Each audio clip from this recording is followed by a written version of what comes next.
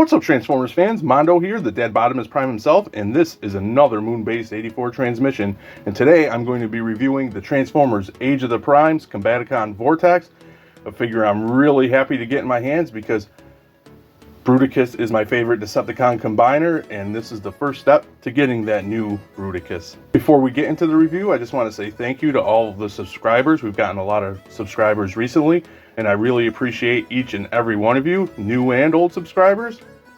And if you're new to the channel, can you hit that like button, subscribe, and all that jazz? I'd really appreciate it. So here we have Vortex in his box still, and I do love the Age of the Primes packaging. I love the artwork on the side. You get him in his robot and his alt mode, Transformers Age of the Primes. You get some of the 13 primes there.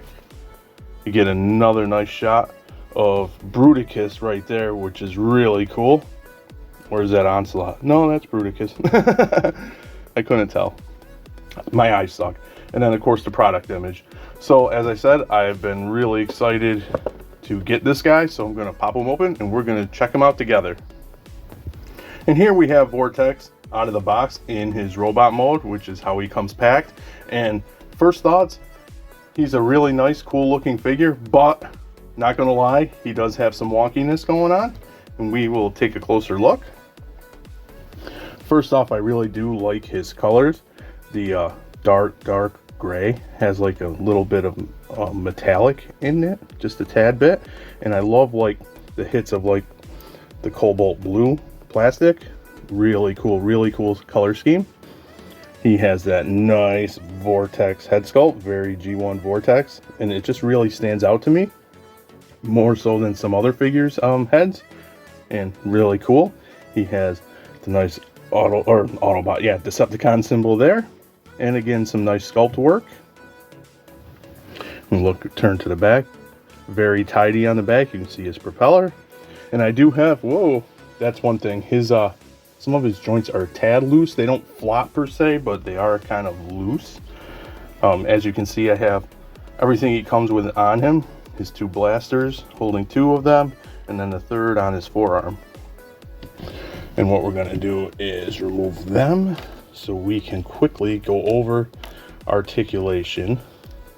And I don't know if I've said this before, but I don't like going over articulation much, and the reason being is I think it's kind of boring. It's like, yes, he can move that and he can move that, and now this is stuck, and that's part of the wonkiness, so we'll get to that in a minute. But articulation, his head can tilt side to side, which I absolutely love when figures can do that, because it gives them a little character. Cat here, my cat has been bugging me all day. And of course it swivels, looks up a tad bit, down a tiny bit. Arms can do a full T. You do have a 90-degree bend. Rotate at the bicep. No wrist. You do get a waist. Legs can do a full split. Kick forward. Kick back. Thigh. Just maybe a tad under 90 on the knee. His toe and his heel spur can pivot down, and you get the rocker.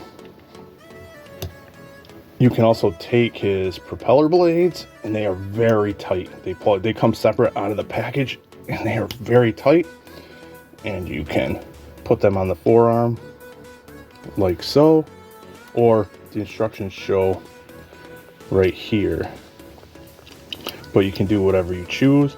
And then of course, even if they're on his back, you can, if I can do it right, spread them out. They're very tight, these things. That's part of, there we go. And you can give them like a whirlwind attack.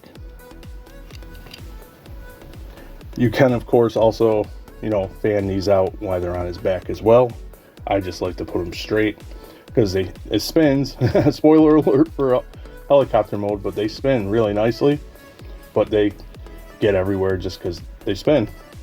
But that's not really the wonkiness. The wonkiness to me is the forearms. Now out of the package, they come like this, where his forearm rests in that part of his helicopter mode, which is kind of ugly like that. It's like some old school Transformers, that just because of the sign of the time. So I pop them out like this. But as you can see, you got some junk hanging off his arm, which is unfortunate, and it makes it for being wonky because it's on a hinge. You can kick it back like that, but it just basically gets in the way. And also, I have a small concern. I mean, I haven't had a problem on this, but I do have a small concern because that thing's, when you're messing with it, this piece on both forearms is always shifting, and I have a small concern that it'll get loose over time, just become super floppy or outright break. So that is a shame that's how that's been designed, but I don't know what else they could have done because, of course, he is a combiner, part of a combiner. So they try to engineer these things as simple as possible so you can get the combine mode out of them as well. But still, wonkiness aside, I still think he is pretty decent. And then now I'll go ahead and transform him up and we'll take a look at helicopter mode.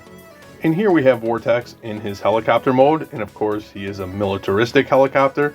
Pardon me, I don't know the exact model he is supposed to be, but I think they did a really good job with the helicopter mode for this Vortex release. And as I said, his blades do spin. That, and then his tail blades, I guess you'd say. So pretty cool there. And again, he is in that dark gray, really cool.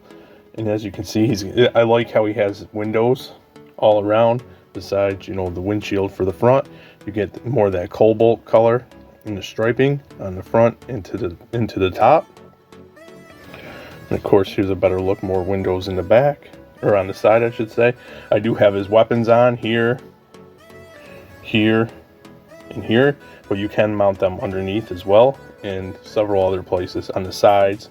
But yeah, really good job with this helicopter mode. Really like it. You get some silver for the top of the propellers. And again, some nice sculpt work. So really nice. He does have a landing gear here. And then he has wheels. Oh, they're fake wheels. I thought they were real wheels. No, he doesn't roll. Sorry about that. I thought he did. For some reason my brain said he did. But yeah, just give it another once over. The bottom is nice and tidied up. Not a lot of junk. You can tell that that's like his robot chest. But hey, I think they did a really good job once again with this helicopter mode. I'm really happy with how it came out. So that's my review of the Transformers Age of the Primes Deluxe Class Vortex and our first step to getting our brand new Bruticus. But as a standalone figure, I do like Vortex. He does have some wonkiness, as I mentioned, in the robot mode. I don't like how those pieces swing like that and just hang. It looks clunky. It's wonky when you pose him a little bit, and again, I worry about the durability over time, so that is troublesome to me. But overall, a really nice robot mode. Again, I love the color scheme. Of course, that is his color scheme, but in figure form, it's really nice. Loving that cobalt blue, really cool, and he looks awesome. Just again, it's a shame about the wonkiness in the forearms. His helicopter mode, I think, is really good. I think they did a really good job with that. It's nice and clean, and it just looks, for lack of better words, like a badass military helicopter. Really like it. So a great first release for our first Combaticon for our new Bruticus with some issues. But yeah, overall, I'm happy with the figure. If you liked him or didn't like him, make sure you drop a comment to let me know your thoughts on Vortex here. And as always, thanks for docking.